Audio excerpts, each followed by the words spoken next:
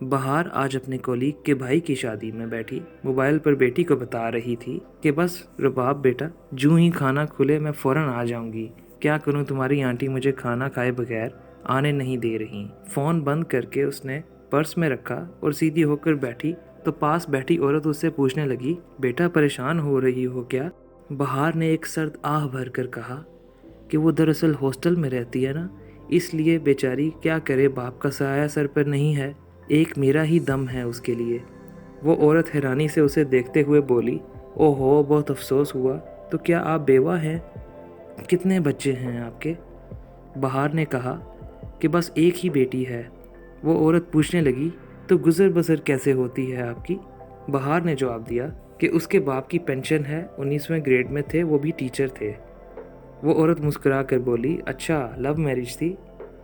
बहार ने जवाब दिया, नहीं, उन्होंने ही पसंद किया था। वो फौत कब हुए? 10 साल का अरसा बीत गया है। आप कहाँ रहती हैं? बहार ने कहा कि मैं एक मोहल्ले में रहती हूँ अपनी बूढ़ी बेवा खाला के साथ, उनके घर में। दरअसल उनके 2 बेटे अपनी फैमिलीज के साथ मुल्क से बाहर रहते हैं और बहन शादीशुदा है।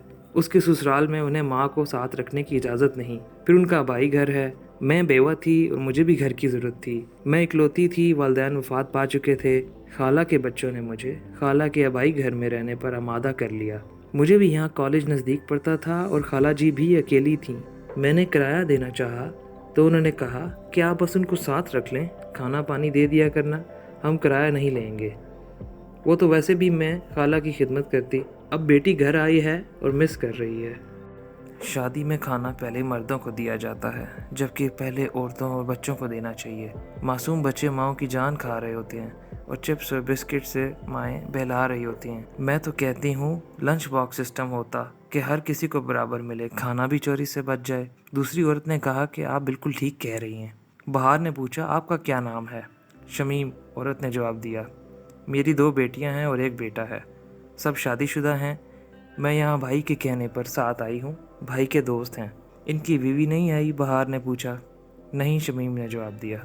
शमीम ने अपने भाई का बताना शुरू किया कि मेरे भाई के साथ ट्रेजेडी हुई है। अब्बा जी ने दोस्त से जिक्र किया कि वो फलां जगह बेटे का रिश्ता देखने जाएगा। दोस्त ने कहा कि तुम बाहर क्यों जाओ जबकि मेरी बेटी घर में मौजूद है, मैं भी उसके लिए रिश्ता ढूंढ रहा हूँ। कल ही आओ और मेरी बच्ची को अंगूठी पहना आ जाओ। अब्बा जी मजबूर हो गए और घर आकर जिक्र किया और घर वालों को कहा कि अब वहाँ नहीं जाना जहाँ लड़की देख कर आए थे। भाई को भी दिखाई थी उसकी शर्त थी कि वो लड़की देखकर शादी करेगा और उसको लड़की पसंद भी आ गई थी और अब उनके घर रिश्ता पक्का करने जाना था। मगर उनके दोस्त ने अब्बा जी के पांव पकड़ लिए कि मेरी बेटी को अपना लो, वो कम पढ़ी है और कम सूरत है, मगर घर में नौकरानी बना कर रख लेना। मुझे डॉक्टर्स ने जवाब दे दिया है, बिन माँ की बच्ची है, मेरे बाद किधर जाएगी। अब्बा जी के दिल में रहम आ गया और उन लोगों को जवाब दे दिया और अब्बा जी ने फैसला दे दिया कि ना सिर्फ इधर रिश्ता देखने और करने जाना है बल्कि साथ ही निकाह भी करके आना है। भाई को वो लड़की बहुत पसंद आई थी मगर इधर इनकार भिजवा दिया गया और घर वालों की मर्जी के खिलाफ जाकर अब्बा जी ने बेटे को इमोशनल ब्लैकमेल किया और कहा कि तुम बाद में अपनी मर्जी से इसी लड़की से ही या जिससे मर्जी शादी कर लेना, बस इधर शादी कर लो, मेरा दोस्त मरने वाला है, मैं उसकी ख्वाहिश को रद्द नहीं कर सकता। इस तरह जब हम सब उनके घर गए तो वहाँ एक मोटी ताज़ी लड़की थी, सांवली और मिडल तक भी नहीं पड़ी थी। मैं उम्रा करने गई हुई थी। मैंने तो वो लड़की भी ना देखी जो मेरे भाई को इतनी लड़कियों को नापसंद करने के बाद पसंद आई थी। अब्बा जी भी लड़की देखकर सटपटा से गए और भाई के पास आकर बोले, इस निकाह को करना हमारी मजबूरी है। एक मरता हुआ इंसान मिन्नतें कर रहा है, मगर मैं जल्द ही जहाँ तुम चाहते थे उनसे माजरत करके तुम्हारी शादी उससे करवा दूंगा। निकाह हुआ और सब बेजार घर वापस आ गए। चंद दिन गुजरने के बाद अब्बा जी ने इन लोगों को फ़ोन किया और माजरत करते हुए कहा कि वो दोबारा आना चाहते हैं, मगर उन लोगों ने बहुत गुस्सा दिखाया और कहा कि हमने उसकी शादी कर दी है। भाई ने सुना तो बहुत वावेला मचाया।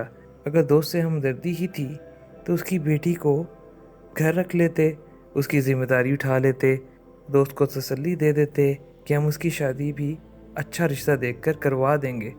मगर ये कहाँ का इंसाफ है कि बेटे को ही कुर्बानी का बकरा बना दो। اس نے پھر ضد میں نہ صرف دھوم دھام سے شادی کروائی بلکہ اور شادی کے لیے بھی نہ مانا، اور وہ عورت 1 سال زندہ رہی، بیٹی کے پیدا ہوتے ہی فوت ہو گئی۔ میں جب عمرے سے واپس آئی تو اس سے چوری چھپے لڑکیاں دیکھتی تھی اور آج تک دیکھ رہی ہوں۔ میرے ابا جی تو کہتے کہتے تھک گئے کہ دوسری شادی کر لو، مگر وہ نہیں مانتا۔ بچی اب 10 سال کی ہے۔ اب ابا جی نے اسے نیم رضامند کر لیا ہے، اب کہتا ہے جس سے مرضی کروا دیں۔ بہار نے پوچھا، کبھی اس لڑکی کا کوئی اتا پتہ ملا؟ شمیم نے جواب دیا، میں گئی تھی کہ اگر منگنی ہوئی ہو تو بات بن سکتی ہے۔ میرا بھائی اسے ابھی تک نہیں بھولا۔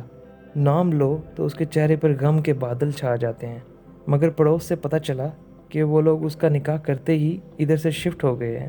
مجھے اس کو دیکھنے کی حسرت رہ گئی ہے۔ فوٹو بھی نہیں ہے اس کی۔ میں نے فون پر اس سے کہا تھا کہ فوٹو لے کر مجھے سینڈ کرو، مگر بھائی کہتا ہے کہ شادی سے پہلے اس طرح فوٹو رکھنا پسند نہیں۔ میرے دل پر لگی ہوئی ہے، وہیں سے دیکھ لیتا ہوں۔ شمیم نے ایک بچے کو آواز دی اور بھائی کو بلانے کو بولا۔ پھر اس نے بھائی کو ذرا پرے جا کر سرگوشی والے انداز میں بتایا کہ اس نے تمہارے لیے ایک لڑکی پسند کر لی ہے۔ تم کنواری کے لیے بھی نہیں مانتے کہ میں خود کنوارا نہیں ہوں۔ بھائی نے لاپرواہی سے جواب دیا، پلیز مجھے مت دکھائیں، بس کروا دیں جس سے بھی کروانی ہے۔ بہار کو کچھ شمیم کی باتوں سے شک گزرا۔ شمیم مسکراتی ہوئی اس کے پاس آ بیٹھی اور بہار سے بولی، ابھی وہ بولنے ہی لگی تھی کہ رباب کا فون آ گیا کہ ماما میں اپنی فرینڈ کے ساتھ اس کے گھر جا رہی ہوں، پھر وہ مجھے ہاسٹل چھوڑ دے گی، اور خالہ کے پاس کام والی بیٹھی ہوئی تھی، کہہ رہی تھی کہ اس نے کھانا کھلا دیا ہے، دعا دے دی ہے، اب وہ آرام سے اس کے ساتھ بیٹھ کر ٹی وی دیکھ رہی ہیں، آپ اب آرام سے آنا۔ بہار نے سانس بھر کر فون واپس پرس میں رکھ دیا۔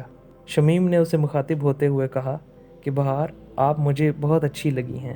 میں نے آپ کی سٹوری سنی اور لگا کہ ہمیں اپنے بھائی کے لیے آپ جیسی ہی چاہیے تھی، اور میں آپ کی شادی اپنے بھائی ارشاد سے کرنا چاہتی ہوں، اور اس سلسلے میں آپ کی خالہ کے پاس آنا چاہتی ہوں۔